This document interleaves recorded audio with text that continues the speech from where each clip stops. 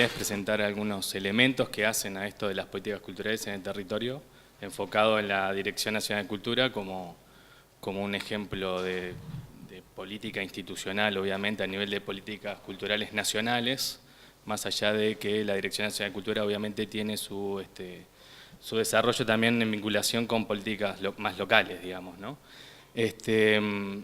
Bueno, en principio algunos elementos que hay que tener presente para esto de poder ir afinando esta conceptualización de políticas en territorio. Obviamente uno de los puntos centrales es tener presente qué es el territorio, más allá de su elemento físico per se. Es fundamental entender que es un espacio de subjetividades y de objetividades donde se desarrolla la vida cotidiana de un conjunto de personas, de ciudadanos, y eso es lo que hace también a esta lógica y a esta construcción de mirada sobre el territorio. Yo tomé una definición que a mí me interesa mucho, que es de Germán Rey. Esto es tomado del Compendio de Políticas Culturales de Colombia, que si algún día les interesa bicharlas, muy interesante, es prácticamente una guía de teléfono de lo grande que es, así que tienen tiempo para bichar. Y que va un poco por este lado, ¿no? Este tema de la especificación que tiene que ver con una concreción de políticas sectoriales específicas y habla de regiones, que también es un elemento importante a tener en cuenta. En Uruguay hubo unos primeros pasos de poder entender el territorio desde las regiones, regionalización en Uruguay. Hubo un trabajo de Felipe Arocena y equipo, digamos, que también es interesante si lo quieren bichar, que está, ahora se puede descargar en PDF, supongo. Y el otro elemento en cuanto al desarrollo de políticas culturales en territorio es la participación. Por eso yo les digo que en sí mismo es un panorama más amplio al momento de entender estas políticas, porque empiezan a haber otras dimensiones que hacen a esta construcción también. Y la participación es un elemento muy importante y para mi gusto fundamental. Porque precisamente la participación, sobre todo desde las comunidades, ¿no? La participación local es lo que le da entendimiento a esas subjetividades y objetividades que planteaba recién.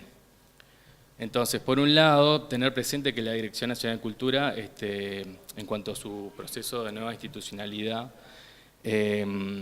se concreta recién en el año 2006-2007, como tal. Eso significa que tiene presupuesto propio y eso significa que también tiene cierta autonomía en el momento del desarrollo y la construcción de políticas públicas en cultura. Para mí, desde mi análisis, el cambio fundamental es con la asunción del primer gobierno de izquierda en el Uruguay, que ahí empieza a haber una presencia sustancial en este desarrollo. En ese momento se empiezan a priorizar unas líneas que estaban en el marco inicial de la agenda. Esto yo les puse 3, hay alguna más, pero tiene que ver mucho con esto, ¿no? Con la relación con los ciudadanos, en cuanto a los bienes y servicios culturales, el tema de la democratización del acceso y la producción, que esto es un elemento muy importante que se agrega, el tema de la producción y del tema del consumo.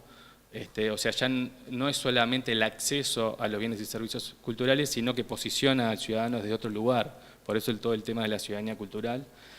Y el tema del fortalecimiento de esto, ¿no? De la institucionalidad, bueno, la descentralización. Tengamos en cuenta que estaba muy presente en esos primeros años la idea de la cultura como estrategia de desarrollo, que venía dado también desde otras líneas, no solo la parte de la cultura, con un fuerte apoyo en algunas líneas programáticas de la cooperación internacional, sobre todo la cooperación española, de agencias internacionales, que da fortalecimiento en esto de lo que es la cultura del desarrollo, ¿no? Este binomio cultura y desarrollo. El primer ejemplo de descentralización, o un ejemplo de descentralización territorial, fueron los fondos concursales para la cultura, no tanto el primero, que fue en el 2006, sino los posteriores, porque entre otras cosas, que esto también ya lo quería plantear, la gran mayoría de proyectos seleccionados en los fondos concursables salían de Montevideo, y ahí hubo un clic en cuanto al tema de empezar a descentralizar y a regionalizar lo que es el Uruguay en cuanto a esta política específica, esta acción específica, este fondo, ¿no? Entonces, otro elemento también que hace a las características propias de Uruguay, ¿no? Obviamente, tiene que ver con la centralidad que tiene Montevideo con respecto al resto del país, que no es solamente en lo que tiene que ver con políticas públicas en cultura, sino en general, pero en este caso específico. más allá de que podemos discutir este tema de la descentralización y la centralización, porque también en el resto del país podemos encontrar ciertas centralidades, pero bueno, en cuestiones más macro, esta dualidad está muy presente. Este es un ejemplo nomás en cuanto a la concentración de lo que tiene que ver Montevideo, en este caso en porcentaje de museos,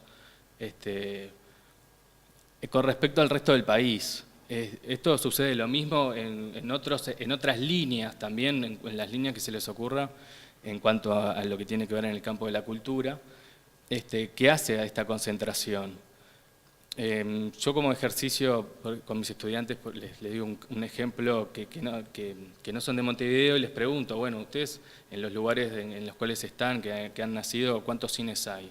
¿Cuántos teatros hay? ¿No? Es un poco la visibilización porque muchas veces naturalizamos, en este caso, este tipo de bienes y servicios culturales sin darnos cuenta del contexto en el cual nos encontramos. Pero a su vez les pregunto, bueno, ¿cuántos cines hay?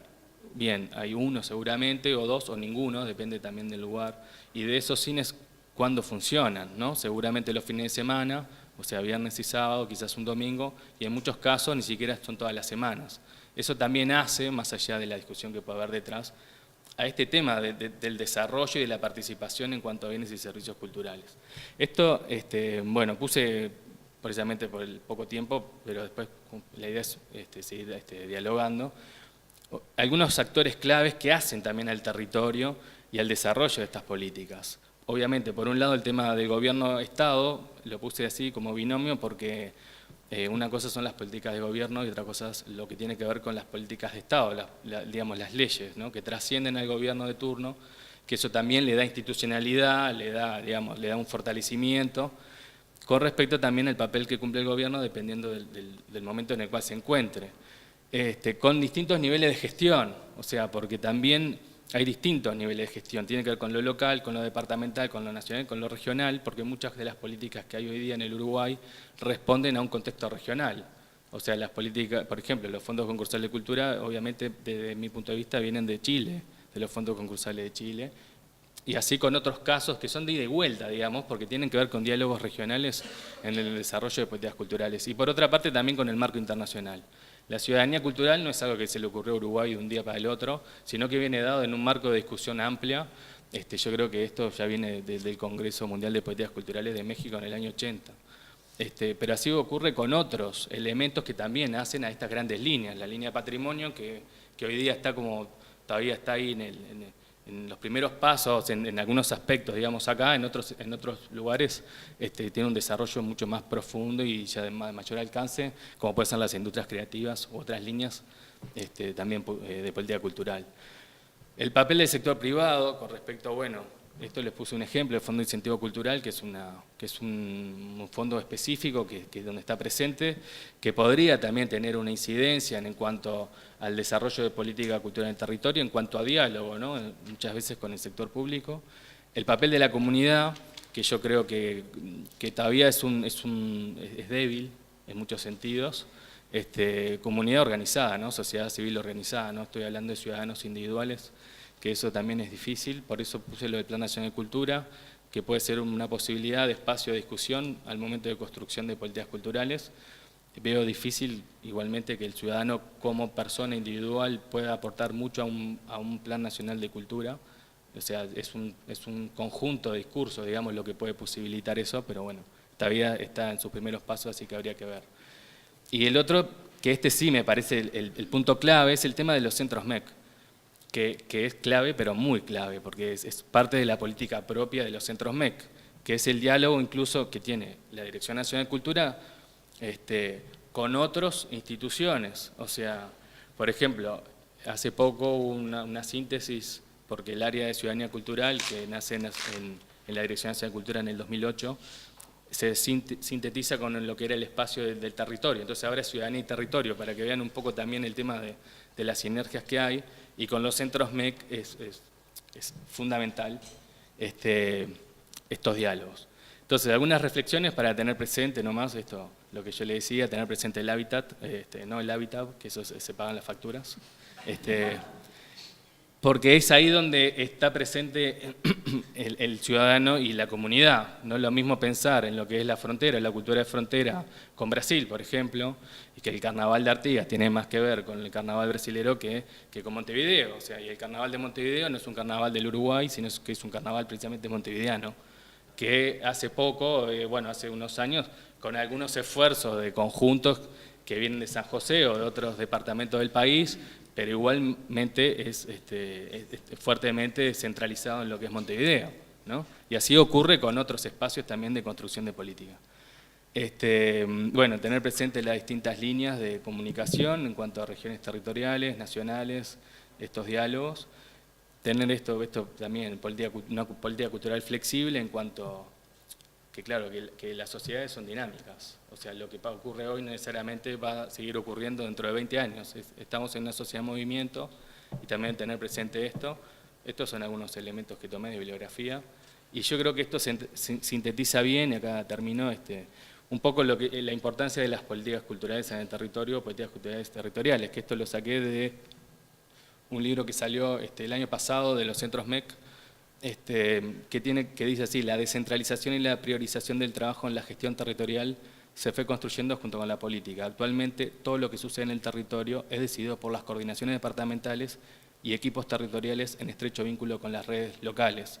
Lo que estaría bueno también es que esto fuera de ida y vuelta, que yo creo que sucede, en cuanto a que la comunidad pueda tener un papel más protagónico al momento de la construcción de la política cultural en el territorio. Bueno, por ahí. Muchas gracias.